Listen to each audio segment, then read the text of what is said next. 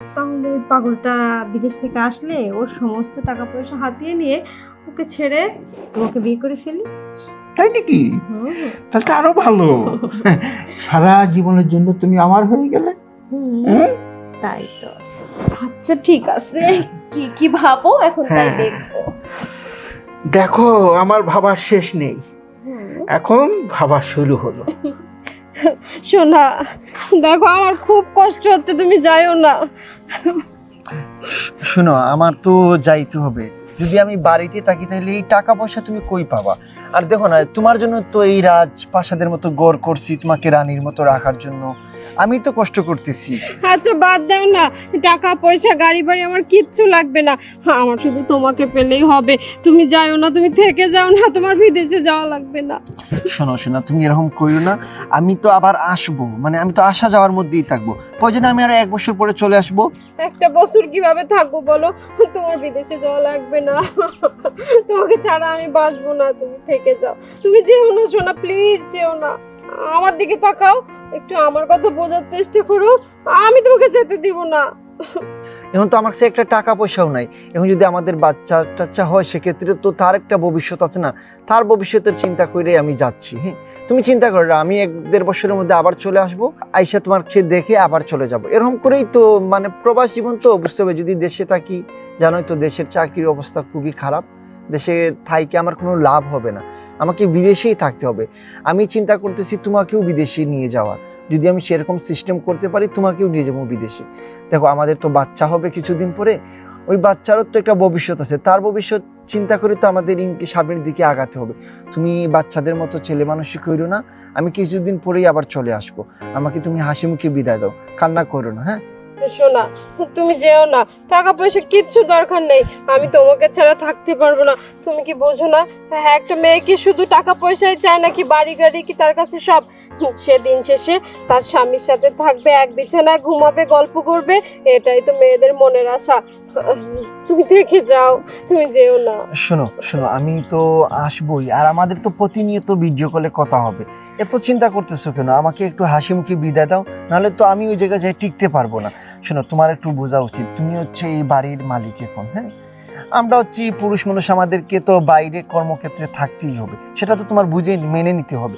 শোনো, আমাকে তুমি হাসি মুখে বিদায় দাও। হ্যাঁ, আমার আবার এদিকে সময় হয়ে যাচ্ছে, বুঝছো? আমার যাইতে হবে খুব দ্রুত। হ্যাঁ, নাহলে পরে আবার গাড়ি মিস করে ফেলবো। আমি তোমাকে যেতে দিব না। শোনো শোনো, এদিকে যদি লেট হয়ে যায়, এদিকে আমার ফ্লাইট মিস হয়ে যাবে। তো আমাকে তো এয়ারপোর্ট যেতে হবে না? এদিকে যদি টাইম মতো আমি এয়ারপোর্ট না পৌঁছাইতে পারি, তাহলে তো আমি ফ্লাইট মিস করব। শোনো, আমি যাই, তুমি তুমি থাকো, কোনো টেনশন করে না, আমি তো আসি। আর যখন তোমার ভালো লাগবে তখনই আমাকে ফোন দিও। হ্যাঁ, আমি তোমার ফোনে সাথে কি সব হয়? যেও না প্লিজ, তোমার যাওয়ার দরকার নেই, আমি আসি, তোমাকে শোনা। যেতে দেব না। শোনো, আসি। হ্যাঁ, না, তুমি থাকো। হ্যাঁ, চিন্তা করো না, কিছুদিন পরে প্রয়োজনে আমি আমার খালারে বলবো না এসে তোমার সাথে কিছুদিন থাকতে। হ্যাঁ, তারপরে খালা তারপরে আরে তো কি করব বলো, তোমার অভাব কি খালা পূরণ করতে পারবে? শোনো, বুঝতে পারছি, আমি বুঝতে পারছি।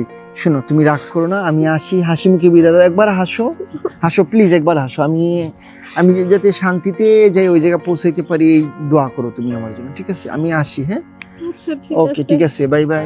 ঠিক আছে, যাও। উফ, কি নাটকটাই না করলাম এতক্ষণ, বাপরে, আমি আসলে ভালোই নাটক করতে পারি।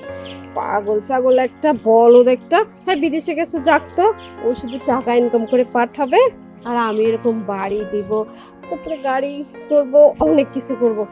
উফ, আমার ফোনটা কোথায়?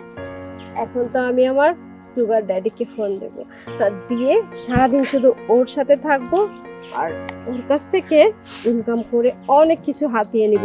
আমার তো সব দিকেই লাভ, স্বামী আমার বিদেশ থেকে টাকা পাঠাবে, আর সুগার ড্যাডি দেশে থেকেই আমাকে টাকা দিবে। আমি তো টাকার সাগরে ভাসবো এখন। Hello baby. জান শুনো না, ওই বলদটাকে না আমি বিদেশে ভাগিয়ে দিয়েছি, এখন শুধু তুমি আর আমি। চলে আসো জানে এখনই। যা দুষ্টু, তোমার তো প্রোটেকশন আনতেই হবে, না হলে যদি বেবি হয়ে যায় তখন কি হবে বলো তো?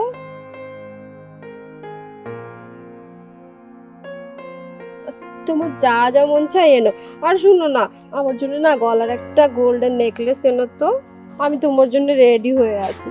আসো জান, রাখছি তাহলে। মুয়া।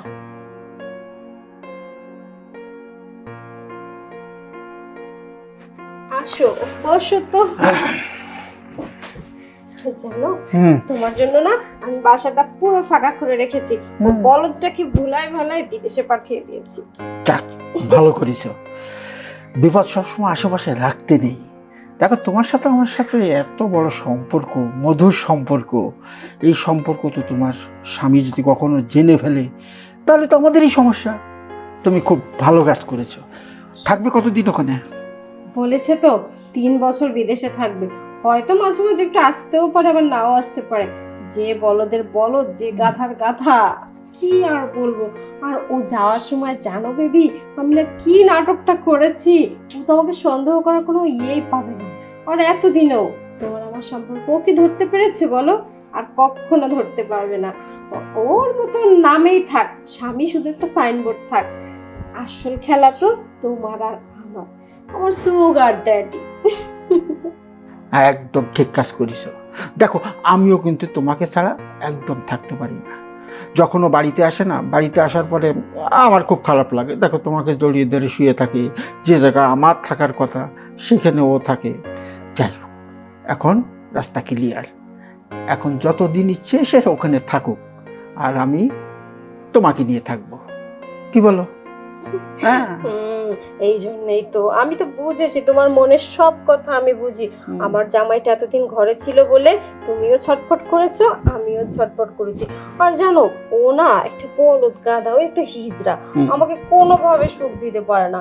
আর তুমি দেখো না, লম্বা চওড়া ফিগারওয়ালা একটা পুরুষ, আমাকে অনেক হ্যাপি করতে পারো। এই জন্যই তো আমি তোমাকে ছাড়া একদমই বাঁচি না। আচ্ছা বেবি, ওই যে বলেছিলাম না যে ব্যাংক অ্যাকাউন্টে একটা ক্যাশ পাঠিও, আমি একটা গাড়ি কিনবো, দিয়েছো? তুমি কি ভুলে গেছো? তোমার অ্যাকাউন্টে পৌঁছে গেছে টাকাটা। তুমি তো একবার চেক করে দেখোনি। ও মাই গড, আমার সুইট বেবি। আচ্ছা বেবি, তুমি এতদিন পর আমাকে দেখলা, এভাবেই বসে থাকবা নাকি আর কিছু? অনেক কিছু করব। এই যে তোমার সাথে কথা বলছি, খুবই ভালো লাগছে। কারণটা কি জানো? কি বলো? মনের মানুষের সঙ্গে যখন কথা বলে না, তখন ভিতরের থেকে অনেক কথা বেরিয়ে আসে। সেই সময় যে একটা প্রশান্তি অনুভব করি আমি, সেটা তোমাকে বলে বোঝানো যাবে না। তোমার কাছে আনন্দ লাগছে না? অনেক অনেক, আমি তো খুঁজতে পাগল হয়ে গেছি। আরো যখন শুনেছি তুমি ব্যাংক অ্যাকাউন্টে টাকা ট্রান্সফার করেছো, আমার খুশি তো আরো বেড়ে গেছে। খালি টাকা টাকা, মানে আমাকে নিয়ে তুমি চিন্তা করো না। না বেবি, তোমাকে পেয়ে তুমি অনেক খুশি, ওটা পরের সাবজেক্ট, ওটা বাদ দাও। টাকা আমি টাকা মনে করি না, কেননা আমার জীবনে তুমিই সব কিছু।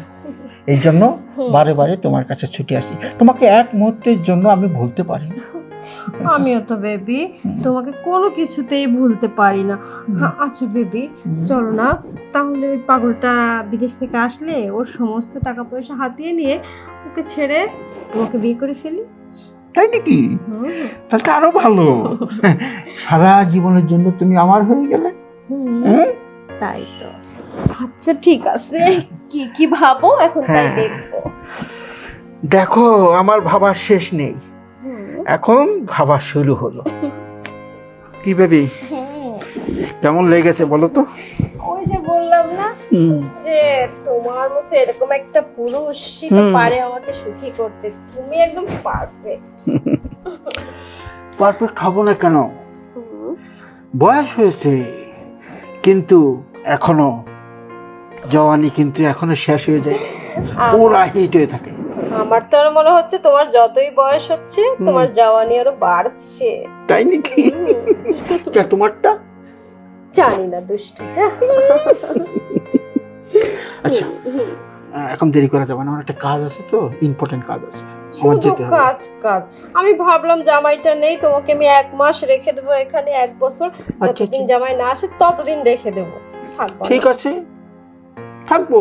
আমি কাজটা সেরে আসি, একেবারে থেকে যাবে যতদিন না আসে। ঠিক আছে? আচ্ছা দুষ্টু, তাহলে চলো আগায় দিয়ে আসি। চলো।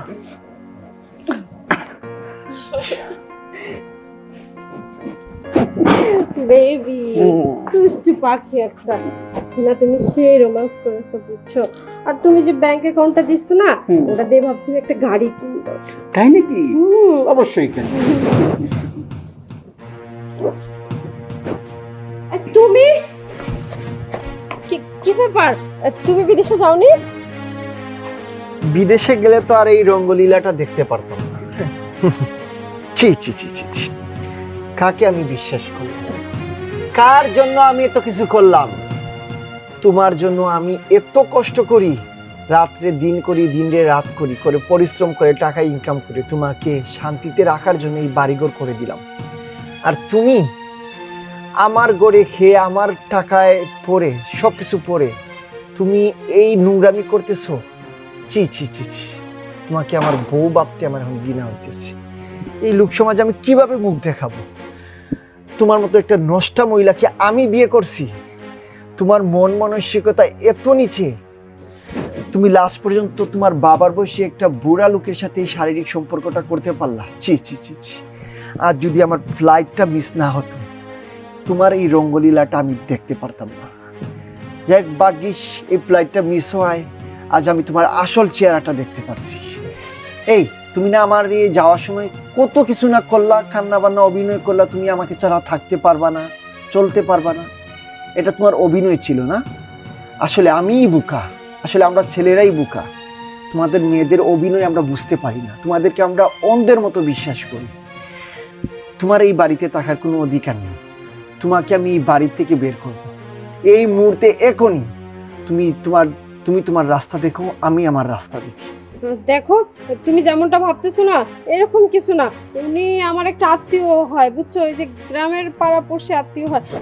প্লিজ, আমি ভুল করেই ফেলেছি, এখন কি করবা বলো? আমাকে ক্ষমা করে দাও। আর দেখো, ভবিষ্যতে কোনোদিন এরকম হবে না। তুমি আমাকে বাড়ি থেকে বের করে দিও না। তো তোমার হাতে ধরি, তোমার পায়ে পড়ি, শুনো প্লিজ।